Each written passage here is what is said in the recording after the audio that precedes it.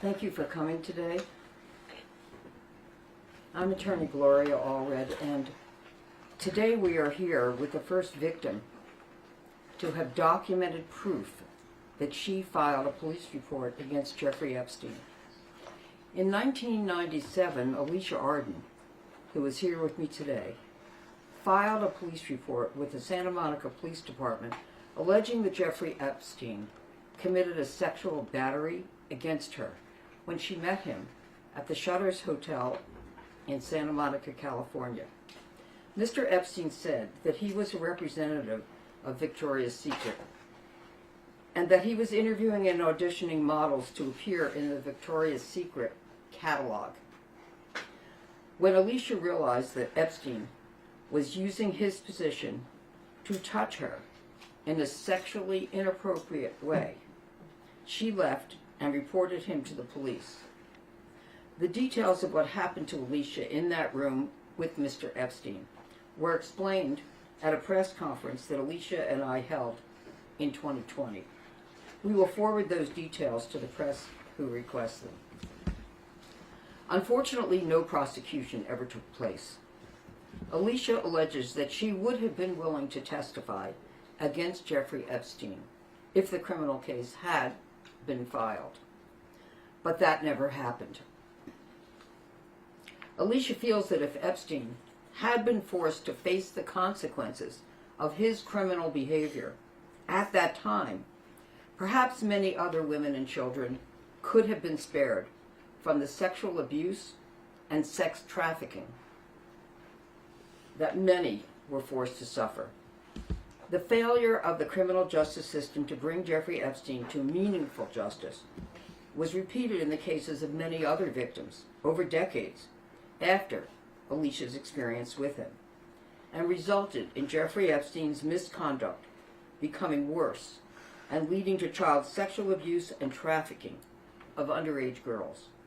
It included his friend and co-conspirator, Ghislaine Maxwell's conviction for conspiracy to entice minors to travel to engage in sexual acts, conspiracy to transport minors to participate in illegal sexual act, transporting a minor to participate in illegal sexual acts, sex trafficking conspiracy, and sex trafficking of a minor.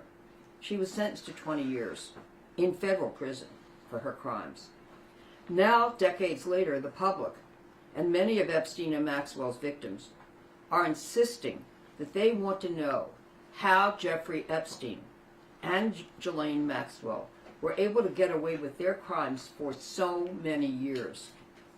They also want to know who else may have enabled them or assisted them in their sexual exploitation and trafficking of women and children.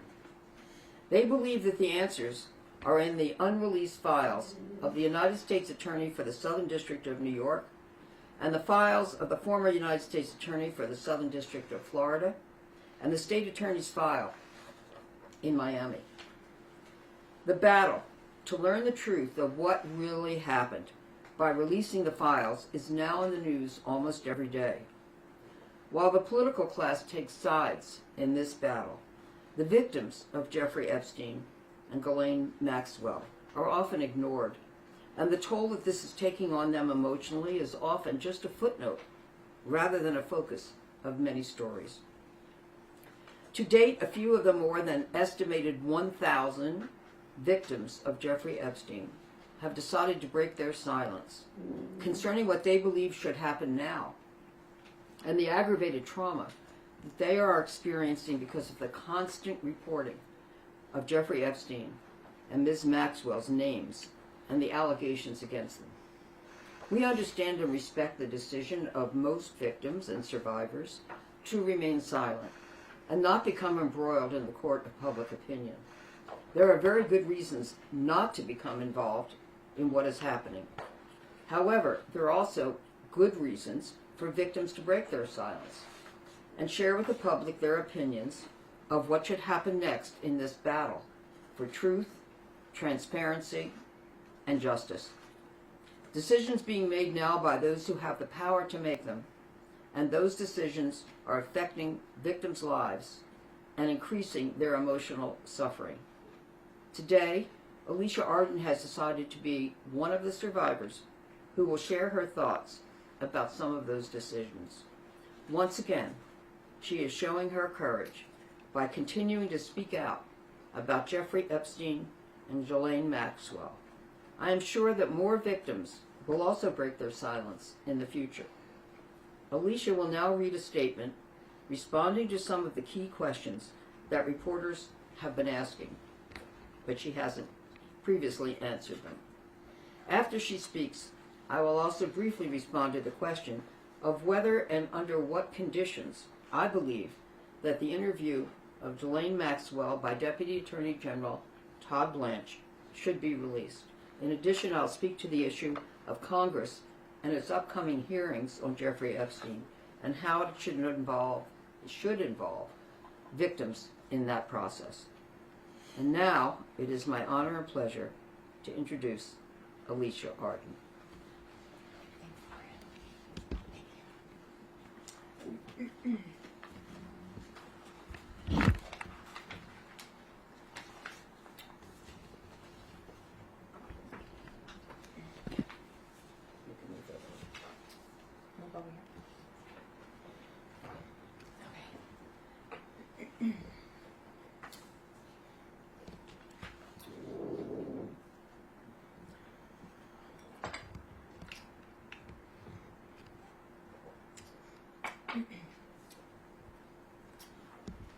The first question that I have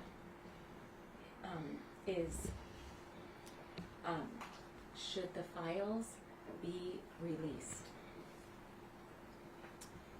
And I believe, yes, the files should be released. I'm tired of the government saying that they want to release them. So please just do it. And the next question is, should Miss Maxwell be pardoned? No, Ghislaine Maxwell should not be pardoned. She was convicted of sex trafficking of children. This is a terrible crime. Our next question is,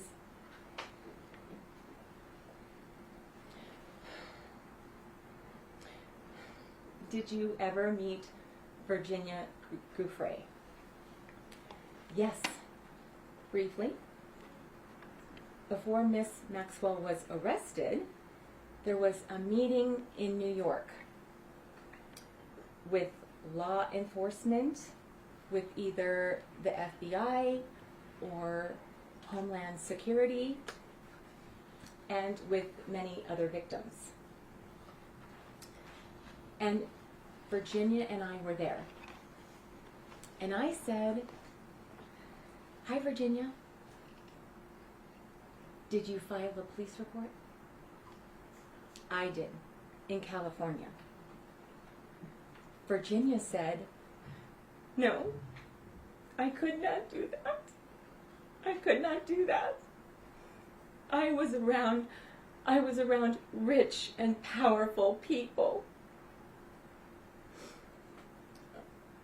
And at the same meeting with victims and their attorneys, the law enforcement agent at the podium asked the victims if they had any questions. Virginia asked why Maxwell was still walking around and free. And the agent responded that they were going to find her. And I'm very glad that Virginia, that she asked that question. I'm very glad. And another question is, do you want Miss Maxwell to testify?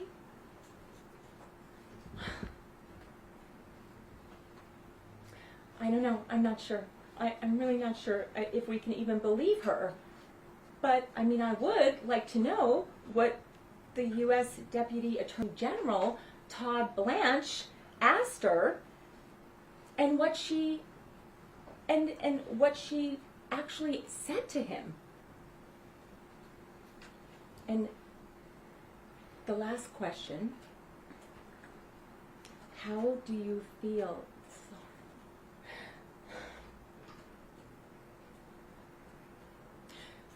It's a hard one for me. How do you feel about seeing Jeffrey Epstein in the news every single day and every night, all the time? And the story in the news almost every day and every night. It's very upsetting to me, and I cry with tears like I am now.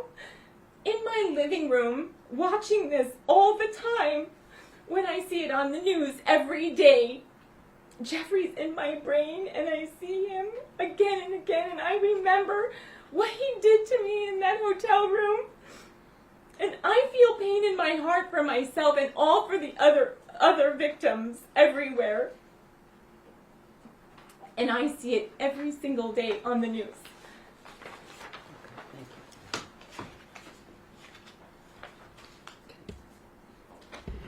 you.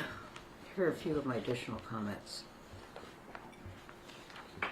Regarding the question of whether or not Deputy Attorney General Todd Blanche should release a transcript of the questions he asked of Ghislaine Maxwell and the answers that she gave in his 2-day interview of Ms. Maxwell, I believe that he should release the entire transcript of his more than 9-hour interview with her, including all of his questions and all of her answers. I'm aware that Ghislaine Maxwell, in addition to the other crimes for which she has been convicted, was also indicted on 2 counts of perjury. Ultimately, those charges were dismissed. However, the charges cannot be ignored, and other lies that she has told do have an impact on her credibility, and are part of the reason that some victims and their lawyers think that she should never have been interviewed.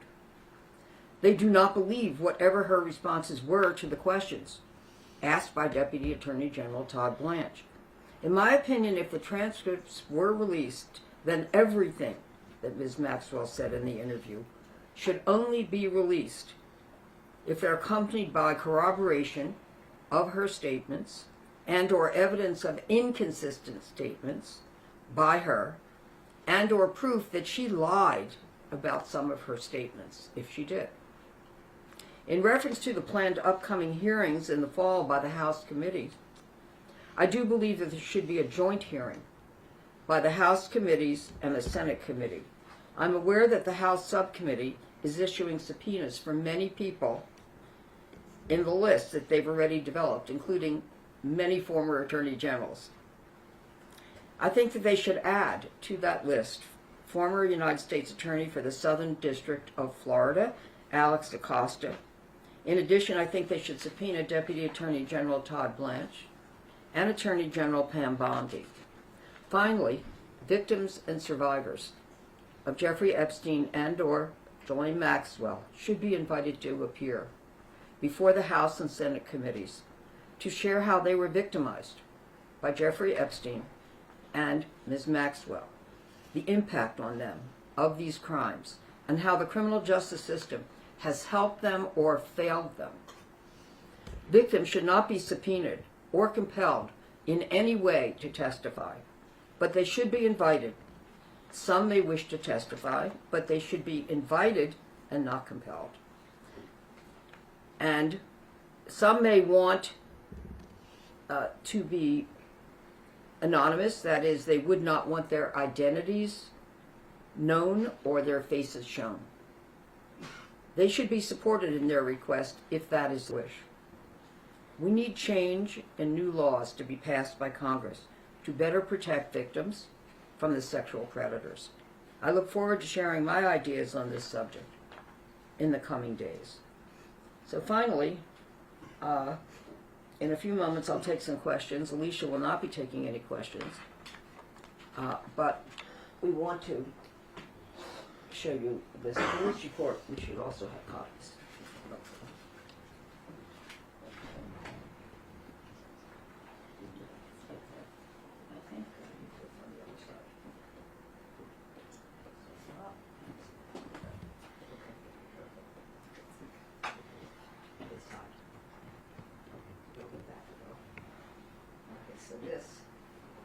is her police report. And I provided you copies of that. Okay. I see it. Yes. All right. That was what I want. She is the redacted name and the police Yeah, report. here. So, yeah, this is a 1987 Santa Monica Police Department crime report accusing Jeffrey Epstein of sexual battery of Alicia Arden. The redactions were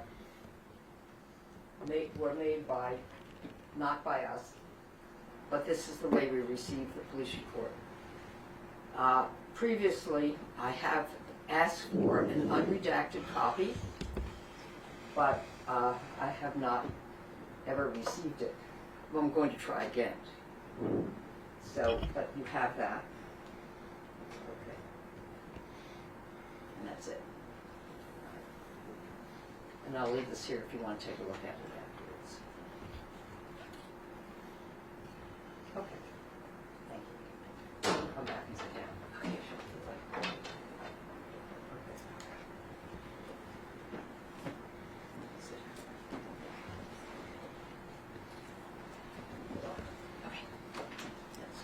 Okay. Okay. I'll be happy to take a few questions, if you have them. Ms. Allred, other than holding a press conference like this, what more can you do to try to compel the government to release what you're asking for?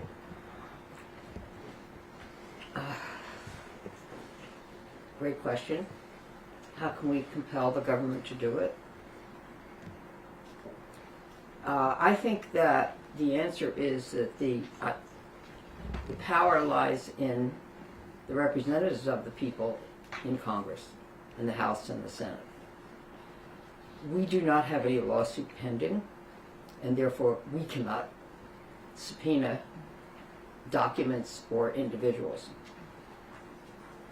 I do represent, or have represented, 27 victims of Epstein, some Epstein and Maxwell, some underage, some adults. But any legal work we were doing for them has been accomplished. So having said that, you know, victims have become a political football for the Congress. We're really talking about law, not politics, but politics is now very much involved. And so the answer is it's going to be up to them. But individuals and groups have the power of public opinion, the court of public opinion. They can write to their elected representatives.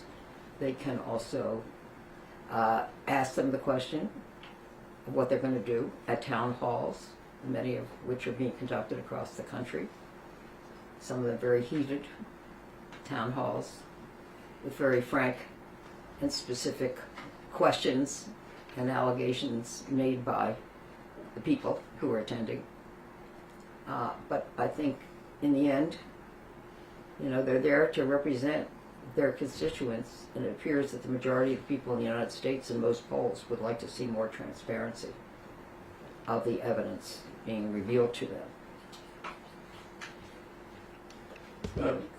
I have a question specifically about this. You mentioned that no charges were ever filed. That's correct.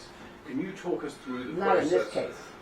Right. Can you talk us through the process between police report being filed and no charges? Was there anything potentially nefarious in that process?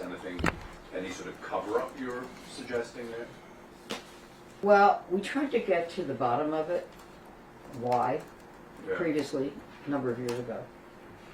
And I wrote to law enforcement to try to obtain the answer to the question. Their response was that they thought that Ms. Arden only wanted to warn him and not to have him prosecuted. She denies that. You know, I don't know how they reached that conclusion, and for now, it doesn't matter to me, but the point is, often, it is a perception, based on my experience, that law enforcement sometimes discourages victims from wanting to go ahead.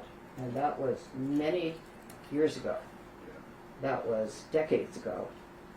And sometimes, in 1997, which is when it took place, law enforcement, for whatever reasons they had, might have discouraged them. Alicia has alleged previously that she did want to file a police report, that she was discouraged the first time, but then she went back and insisted on being able to file a police report. And she did. But So all I can say is, I think law enforcement needs to do a better job of supporting victims, having perhaps, women who, victim advocates there to support victims and to help them to understand how they can play a role in prosecutions and support them so that predators could, in fact, be prosecuted. But I'm saying her position is she wanted him prosecuted, she would have testified. right, but So that's, you don't have any evidence that there was an actual sort of cover-up here. It was potentially just how these things were handled kind of badly, at that time. my understanding is that they did contact Mr. Epstein, that was law enforcement, and he denied it. Okay, What a surprise. thanks. I don't know whether or not they ever contacted Mr. Rexner, who was owned or was the head of Victoria's Secret. Thank you for your Thank you. Okay, any other questions? Yeah, are you worried about victims still coming forward with how the federal government is handling this now? Am I worried about it? Yeah. So the question is, am I worried about other victims coming forward given how it appears to be handled right now by the government? Well, having been involved in this case for a number of years now, it's my guess that most of the victims have lawyers, not all. And so they've been getting support from their lawyers and also from therapists. Because therapy has been made available to them if they would like to take advantage of it, no cost to them. But this is, a whole new chapter. Politics is brutal. And there are still a lot of people that don't believe victims. And so, as I said, I respect their decision if they decide to come forward or don't come forward. But they should be invited. And they should be supported and not discouraged. So I just leave it up to them. I mean, some of them are still being very triggered by what's going on in the news, as obviously Alicia is and has been.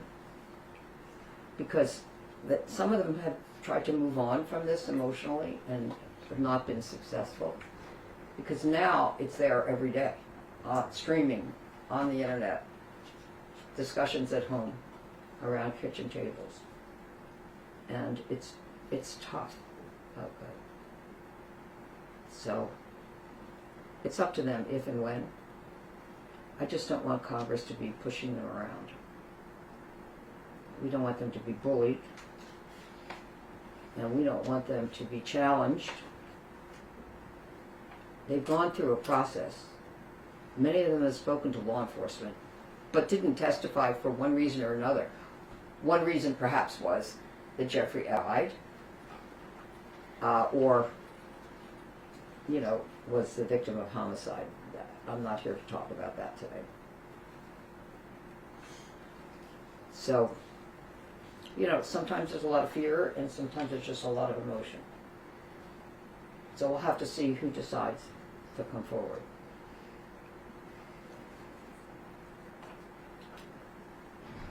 Any other questions? Okay. If not, I will just say that if you do want the details that we gave about what happened in that room, some of it's in the police report, but we talked about it at our press conference in 2020, and just email me and I'll be happy to provide it to you. Okay, thank you.